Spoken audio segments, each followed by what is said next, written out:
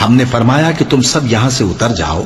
جب تمہارے پاس میری طرف سے ہدایت پہنچے تو اس کی پیروی کرنا کہ جنہوں نے میری ہدایت کی پیروی کی ان کو نہ کچھ خوف ہوگا اور نہ وہ غمناک ہوں گے، اور جنہوں نے اس کو قبول نہ کیا اور ہماری آیتوں کو جھٹلایا وہ دوزخ میں جانے والے ہیں اور وہ ہمیشہ اس میں رہیں گے۔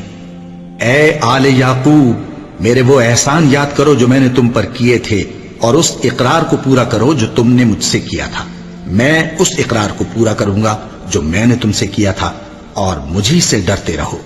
اور جو کتاب میں نے اپنے رسول محمد صلی اللہ علیہ وآلہ وسلم پر نازل کی ہے، جو تمہاری کتاب یعنی تورات کو سچا کہتی ہے، اس پر ایمان لاؤ اور اس سے منکر اول نہ بنو،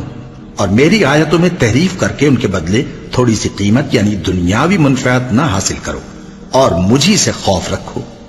اور حق کو باطل کے ساتھ نہ ملاؤ،